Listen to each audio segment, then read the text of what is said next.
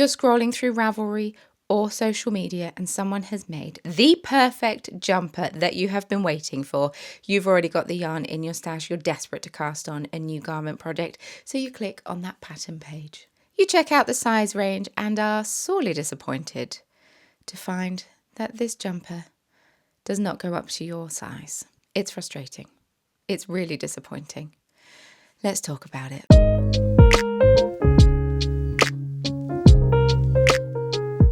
Hey there, it's Hannah. I hope that you're well. Welcome to the Cozy Corner of Craft. Grab your knitting or crochet project, grab your cup of tea, and let's chat about our favourite topic, yarn, knitting and crochet. The tea that I have today, for those of you who are curious, is Sainsbury's Biscuit Brew custard cream flavour. My mum bought it for me. It's delicious. It's so good. Last week I made a video where I was scrolling through the Ravelry Hot Right Now page. A lot of you seem to really like that video, so thank you very much. But I stated in said video that I only knit size inclusive patterns and therefore disregarded some patterns that were not size inclusive. Most of you understood why. There's a fly buzzing around. But some people were very confused as to why I would disregard a pattern for not being size inclusive. And some people got quite passionate about this in various DMs. Now, I'm not a pattern designer. I've never made a garment pattern in my life. I have no interest in that. Maths has never been my strong suit. But I am a yarn dyer and I'm a keen knitter and crocheter, and many of the projects that I make, I post online. I decided a while ago that I don't want to spend my money on designers who aren't size inclusive anymore. As a general rule, size inclusive means going from a 28-inch bust up to a 60-inch bust, or from 70 centimetres up to around 150 centimetres. Obviously, the centimetre and the inch range do vary because 150 centimetres is not 60 inches, but we've got approximations. Now, this measurement also needs to include the intended ease. So if a garment has 10 centimetres of intended ease, the top pattern size needs to be 160 centimetres. Positive ease means that it's a bit baggier, negative ease means it's more form-fitting. If your algorithm is anything like mine, when you're scrolling social media, you are being bombarded with people making gorgeous garments.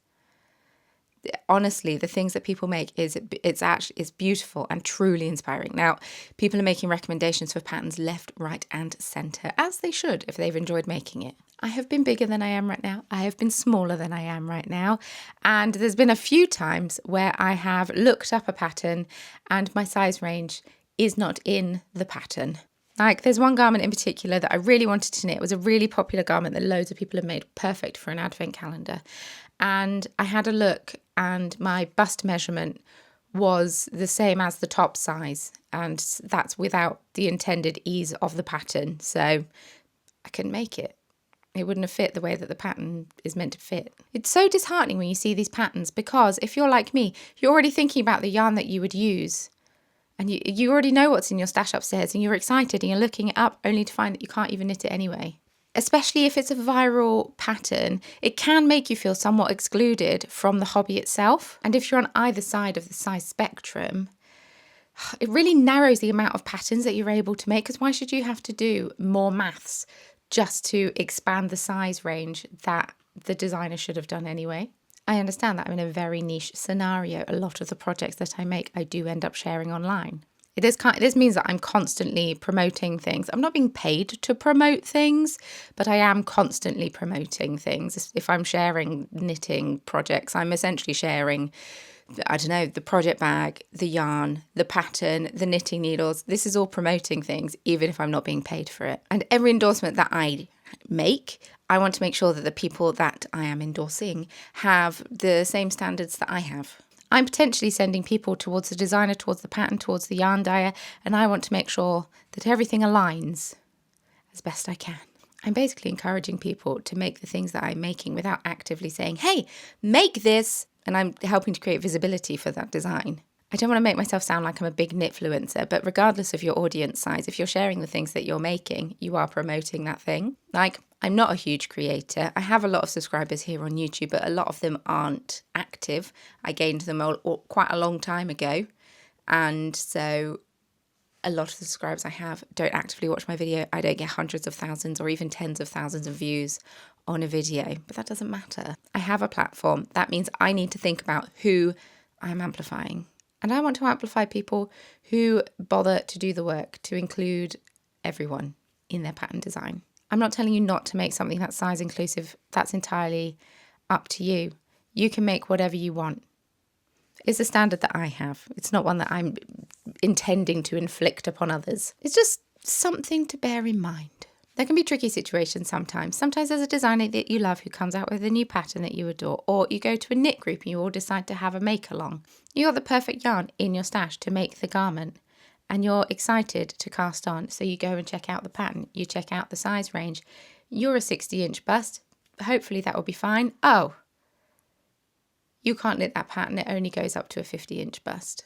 So for me, if a pattern's not size inclusive, I don't want to make it. I don't think designers who don't make garments that fit up to a 150 centimetre bust are inherently evil or bad in any way. I just don't want to participate in a system where people it's predominantly larger bodies. Smaller bodies tend to be more catered to. If I'm wrong, please correct me, but it's just from my observation and memory. But I don't want to participate in a system where people in larger bodies are expected to do extra work and extra maths while paying the same amount of money just to achieve the same goal.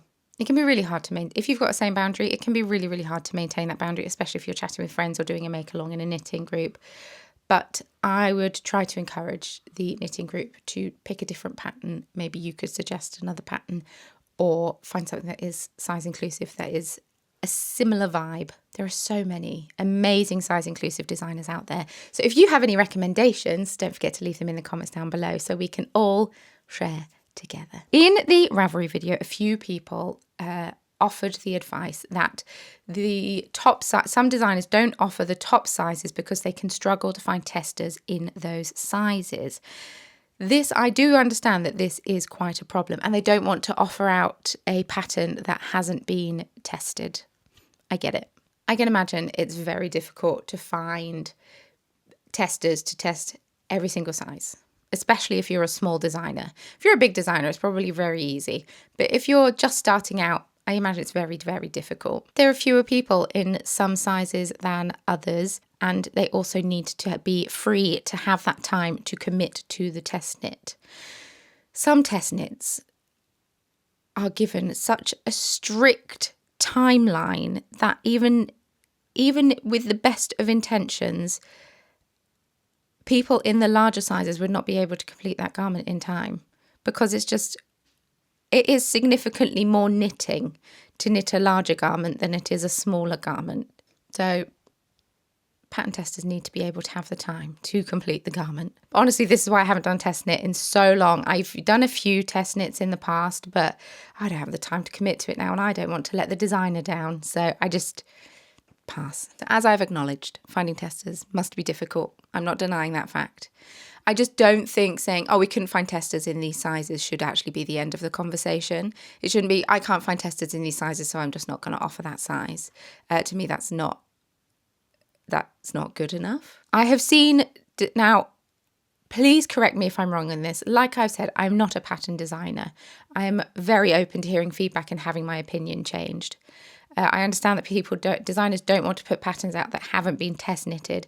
What I have seen several designers do is they release the pattern with all of the sizes test knit, other than the ones they weren't able to find testers for, and they put it in brackets at the top saying size 9 and 10 haven't been tested. This allows the person to expect that maybe there's some mistakes in it. Some people also say, so if you would like to test it, please reach out to me, and then they can get the pattern for free and test knit it. I'm not telling designers that they should give their patterns away for free. I'm just saying this is what I've seen other designers do. Another way that they could say is these sizes haven't been test knit yet, and they could offer extra support for those sizes until they have been knit. So say the size 9 and 10, offer extra support to the people that have bought the pattern who are going to be knitting the size 9 and 10. And then once they've been knit and all of the kinks have been ironed out, then you can release it as normal. Like if you've already done all the maths, which I imagine you would have done if you've got 10 sizes, if you worked out all the maths to do all the other sizes, you must have all the maths to do the top sizes as well. And so if you've already done all that work, I don't actually know how much it is, but in my head it's an incredible amount of work. And you've written it all out because you must have written it all out anyway for it to be available to send to the potential testers, why wouldn't you just make it available anyway? Because you've put all the work in. Why would you not? I don't understand. I don't know. Once again, unless there is something that I'm not realizing, do you find testers before you grade it? I don't know. I don't have the solution to the testing issue.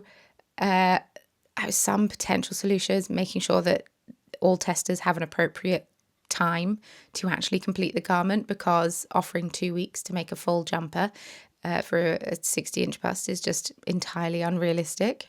Or I don't know if there are such things. Are there Facebook groups that are like a tester community where designers can pop in and say, hey, I've designed this. Would anyone be interested in test knitting? There's so many indie dyer Facebook groups where people can pop a little comment saying, hey, does anyone have any more of this yarn? I don't want to place a 5 kilo yarn order. Does anyone have any spare of this? Oh, I bought this dye and it looks like this. Why is it? So many places where you can it's a general community hub for advice. I wonder if there's like a test knitting equivalent of that, because that would be amazing, where you can pop in and say, hey, I've designed this jumper. I'm struggling to get these sizes. Is anyone available or would like to do a test knit? Designers could also reach out to plus size knit-fluencers, blah, blah, blah, that's quite hard to say, or makers directly, or just ask the community for help if they've got anyone that they know who would be willing to test knit in those sizes. Or maybe there should just be like a knitwear, crochetwear designer Facebook group, so you can ask other designers. That could also work instead of asking, but you know what I'm trying to say. People who want to knit the larger sizes already exist. They're already out there. The issue comes in finding them and getting your design in front of their eyes. I know that some people think that they don't have to support size inclusive designers because knitting and crochet is just maths and algebra, I guess. They believe that anyone in a larger body or a smaller body should be able to do the maths to work it all out themselves and grade it themselves. So they should spend the money to buy the pattern and then create the formula for the correct amount of increases for their bust size.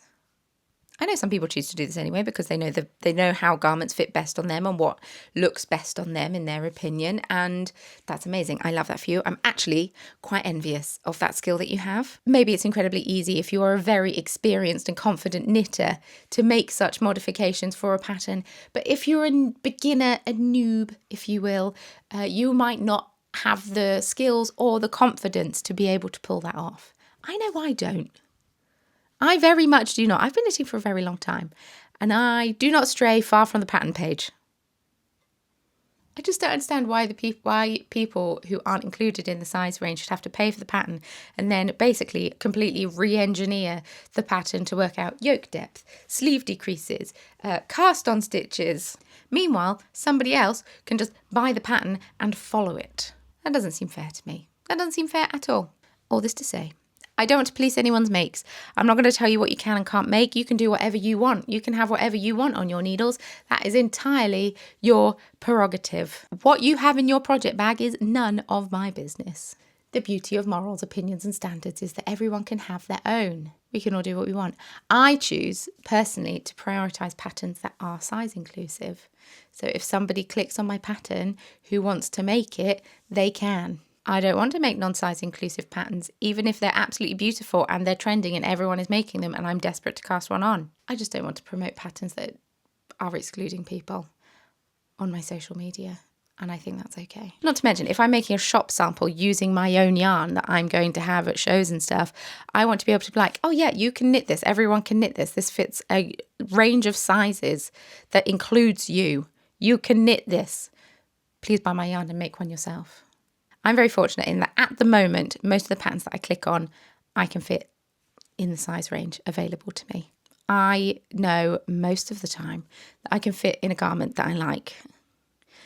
Maybe I'm at the top end of that one that I saw that like I couldn't knit last year or the year before. But this is why I feel so strongly about this. I don't have to sit and wonder if a designer thought about including me when they design their pattern.